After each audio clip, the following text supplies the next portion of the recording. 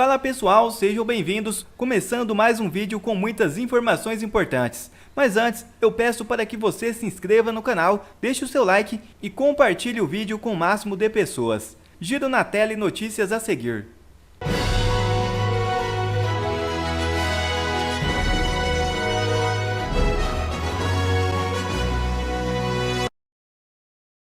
Comandante do Exército concorda com decisão do STF sobre militares. Forças não são poder de nada.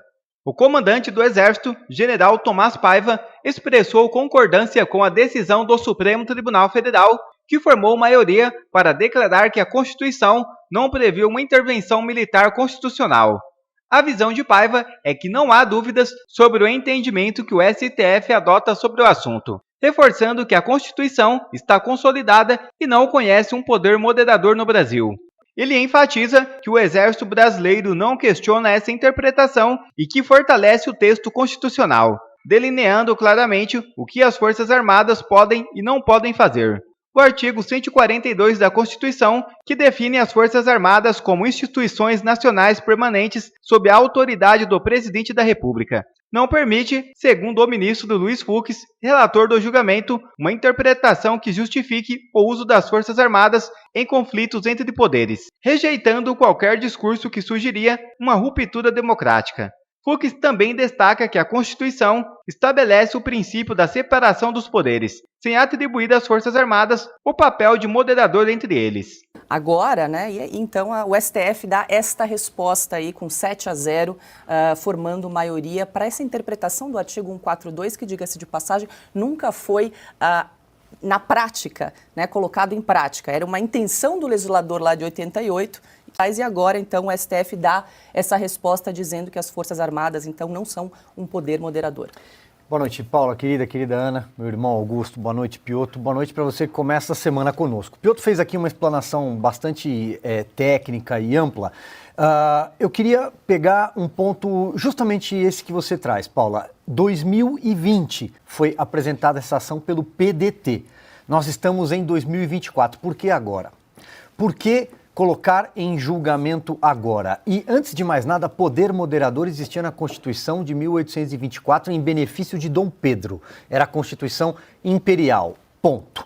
Quem recorreu ao termo poder moderador foi o ministro Dias Toffoli em 2021, dia 16 de novembro de 2021, quando ele disse, e eu vou aqui ler a frase dele, abre aspas, nós já temos um semipresidencialismo com um controle de poder moderador que hoje é exercido pelo Supremo Tribunal Federal. Então, o Supremo Tribunal Federal hoje julga o poder moderador que, segundo o ministro Dias Toffoli, compete a ele. E aí, esse é o ponto. Por que julgar isto agora? Para manter acesa a narrativa do golpismo, para manter acesa a narrativa de que há um risco de golpe no Brasil ou houve um golpe em curso no Brasil em algum momento, para alguém recorrer a uma minuta de golpe, como Augusto sempre lembra aqui, imaginem vocês, um golpe com minuta, com artigos, cada um vai fazer o quê? É essa a chama que esse consórcio de governança no país, estimulado pela velha imprensa, quer manter acesa. A de que há um golpe, de que há uma extrema-direita, de que eles são vilões. O Brasil precisa sair do dia 8 de janeiro de 2023, de uma vez por todas.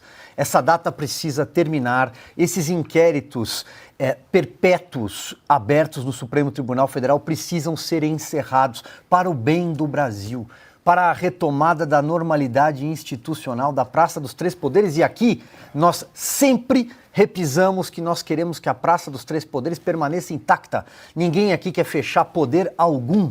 Pelo contrário, nós só queremos que eles funcionem conforme a Constituição. Só isso, simples assim. A quem interessa manter viva essa narrativa, essa chama? Augusto, antes de te ouvir, vou trazer aqui também o entendimento do ministro Gilmar Mendes, que apresentou então o voto na noite de segunda-feira e recorreu à intervenção militar de 1964 para criticar o que considera um processo de retomada do protagonismo político por parte das cúpulas militares nos últimos anos. O ministro chamou a data de infame e disse que no Brasil não existe a função de poder moderador, abre aspas. Diante de tudo o que temos observado nesses últimos anos, todavia, faz-se necessária a intervenção do Supremo Tribunal Federal para reafirmar o que deveria ser óbvio: o silogismo de que a nossa Constituição não admite soluções de força. Fecha aspas para o ministro Gilmar Mendes. Augusto Nunes, boa noite. Boa noite, Paula, nossa chefe, meu irmão Silvio, meu amigo Piotr, Ana, minha parceira querida, o Gilmar Mendes e boa noite a quem nos acompanha nesta noite.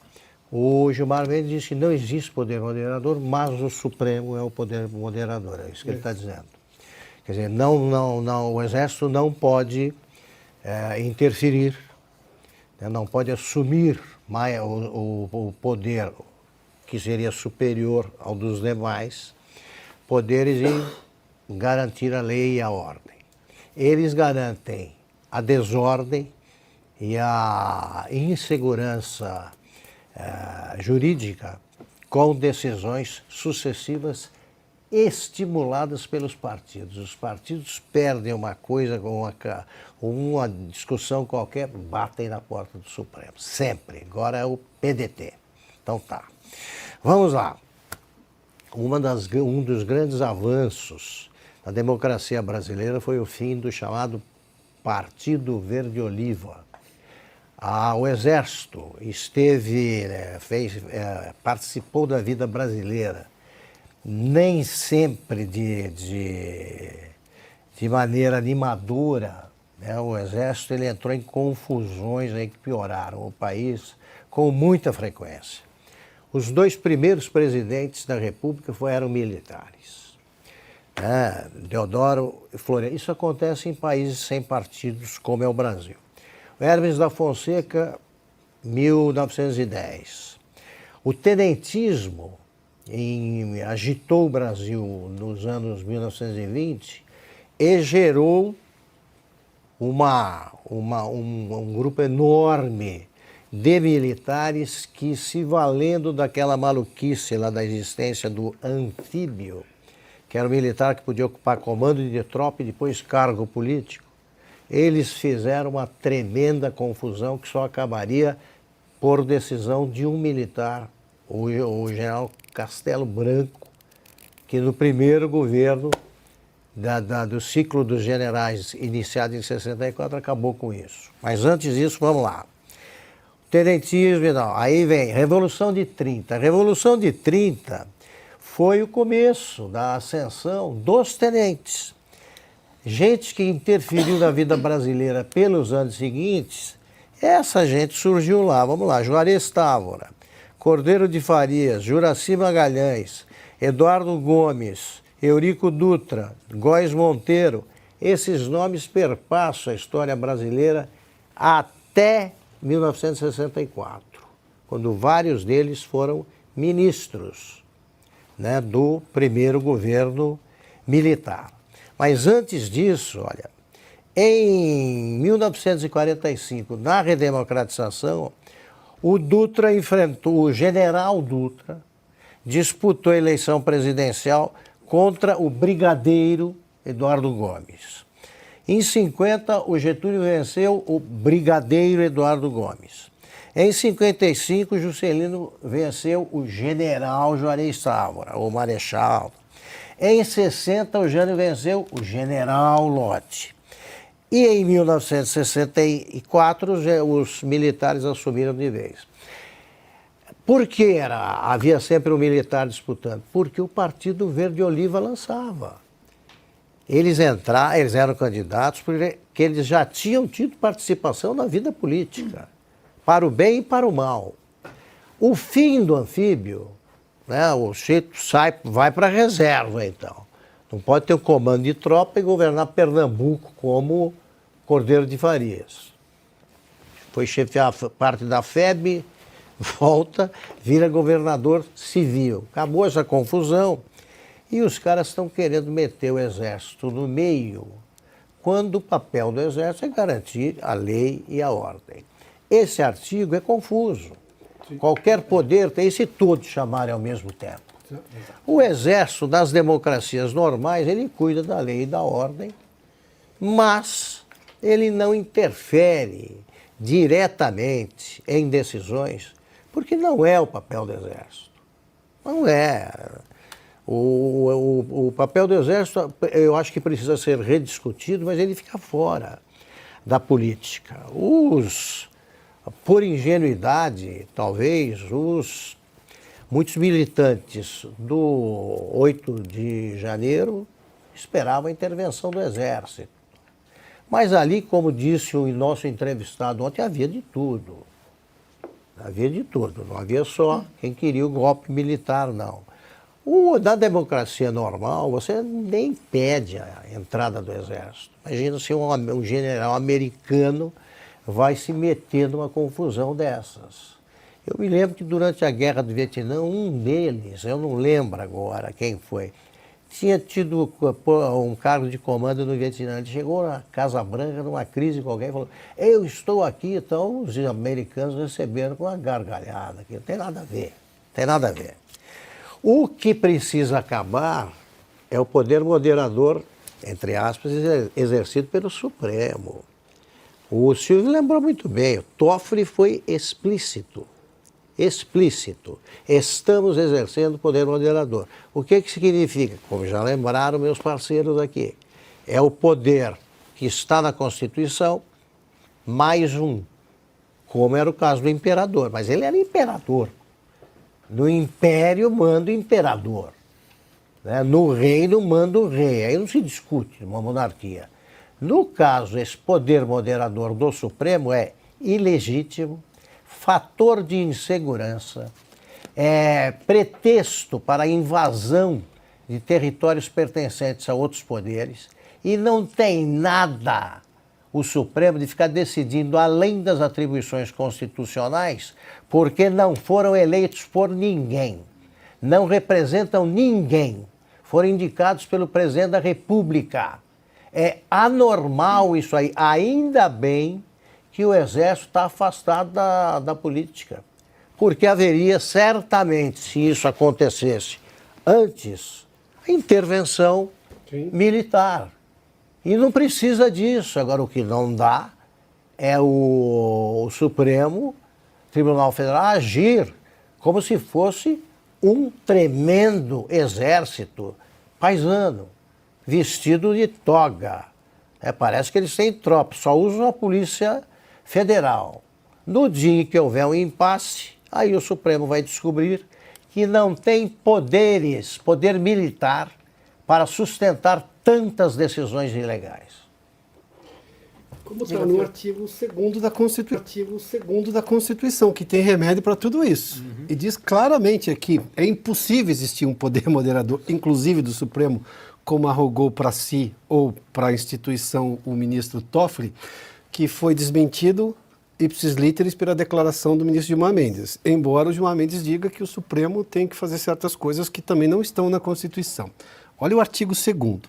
São poderes da União independentes e harmônicos entre si, o Legislativo, o Executivo e o Judiciário. E a Constituição depois é sábia em dizer qual é o papel de cada um deles. Diante de uma que eu chamei de anomalia institucional, aí eu preciso de sensatez, eu preciso de bom senso. E onde está o bom senso? Se eu vejo um executivo extrapolando, e convenhamos que isso é uma coisa que havia um entendimento de que possivelmente o governo de Bolsonaro extrapolaria. Eu tinha limitadores no Congresso e no Supremo. Os pesos e contrapesos, não é isso? Eu tenho agora, e essa é uma percepção do Senado da República também, do Congresso Nacional, não só da oposição, que o Supremo está se excedendo. Como é que eu consigo conter o Supremo? Por que isso está fazendo mal ao Supremo Tribunal Federal? Isso faz mal aos ministros. A gente cita aqui, o Augusto fez essa menção várias vezes aqui, o Silvio também, a Ana citou isso dia desses também. Não é normal um ministro não poder sair na rua, mas não é porque as pessoas são más, que não é também da índole da cultura brasileira, do brasileiro, não é isso também, esse ataque frontal pessoal. É que chegou-se a um ponto de uma anomalia que é preciso dar um passo atrás. Agora, para isso é preciso de sensatez, humildade constitucional. Precisa de humildade constitucional e aí eu acho que isso está faltando. A sensatez e humildade constitucional também aos ministros do Supremo, que vai fazer bem a eles, ao Supremo e ao país. Aí a gente resolve todos esses, de alguém achar, vamos ver se tem um poder moderador. Não tem, pronto, tá assim, mas também precisa recuar da anomalia. Com anomalia não dá para viver. E Ministério Público Eleitoral pede cassação do governador de Alagoas por uso político de programa assistencial.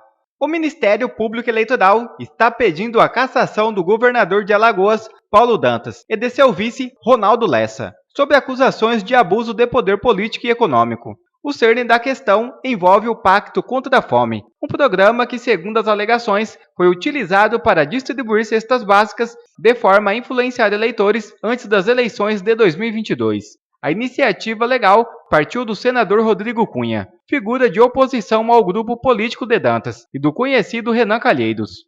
Esta solicitação de cassação, apoiada pelo presidente da Câmara, Arthur Lira, sugere que a dupla em questão se valeu do programa assistencial como uma ferramenta de campanha, lançando estrategicamente meses antes das votações. E Alexandre de Moraes valida mais de 100 acordos de acusados pelos atos de 8 de janeiro. O ministro do STF, Alexandre de Moraes, confirmou a validade de 21 acordos entre PGR e indivíduos envolvidos nos eventos de 8 de janeiro. No total, 102 acusados por delitos de menor severidade foram beneficiados. Segundo o STF, os acordos foram feitos apenas com aqueles presentes nos quartéis e sem evidências de envolvimento nas invasões de edifícios governamentais. Quer ver mais conteúdos como esse? Então inscreva-se agora mesmo no canal e ative o sininho das notificações. Assim você não perde mais nenhum conteúdo que é postado aqui no canal. E também já deixe o seu like para o YouTube ajudar a divulgar o nosso trabalho. Fico por aqui e que Deus abençoe a todos. Brasil acima de tudo e Deus acima de todos.